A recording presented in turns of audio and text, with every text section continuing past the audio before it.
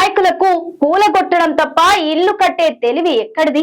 విధ్వంసానికి తప్ప వికాసానికి పనికిరాని ఒక దండుపాల్యం ముఠ ఈ కాంగ్రెస్.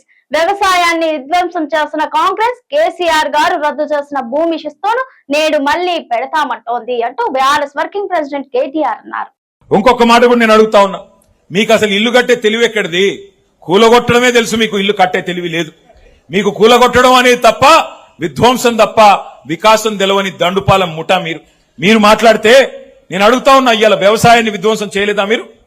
రైతు ఖాతాలో కేసీఆర్ గారు ఉన్నప్పుడు ఒకసారి కాదు, 2 సార్లు కాదు, 11 సార్లు 73,000 కోట్లు మీరు అడిగే అవసరం లేకుండానే, ఎవ్వడికి దండం పెట్టే అవసరం లేకుండా నాట్లేసే టైం వచ్చిందంటే టింగ్ టింగ్ టింగ్ మన ఫోన్ మోగేది, ఖాతాల్లో డబ్బులు పడేది. ఇవాళ ఉన్నదా పరిస్థితి? రైతు బంధు ఎప్పుడు వస్తుందంటే దేవుడికి కూడా తెలియదు. ఎందుకంటే ఆ దేవుడిని కూడా మోసం చేసిన దౌర్భాగ్యులు వీళ్ళు. దేవుడి మీద ఒట్టేసి రుణమాఫీ కొట్టిన దౌర్భాగ్యపు ప్రభుత్వం కాంగ్రెస్ ప్రభుత్వం. అందుకే నేను అంటా ఉన్నా, వ్యవసాయాన్ని విధ్వంసం చేశారు. కేసీఆర్ గారు ఉన్నప్పుడు పొలం కాడికి ఒక ఫోన్ కొడితే ఆటో ఆయన వచ్చి యూరియా వేసిపోయేది, ఆటో అన్న వచ్చి యూరియా మీ ఇంటికాడ మీ పొలం కాడ వేసిపోయేది. నేను చెప్పేది కరెక్టా కాదా? ఇలా పరిస్థితి ఉన్నదా?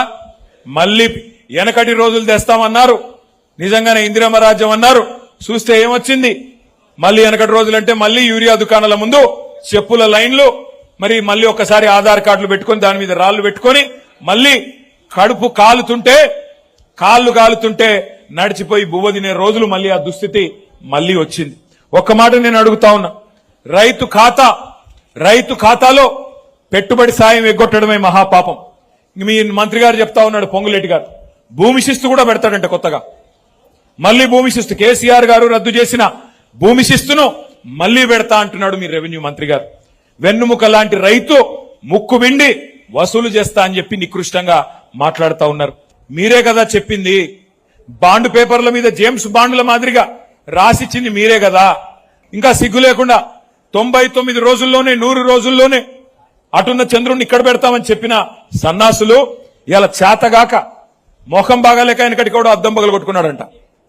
అట్లాగా ఇలా వీళ్ళు మాట్లాడితే పనికి మాలిన కారు కూతలు కూస్తా ఉన్నారు.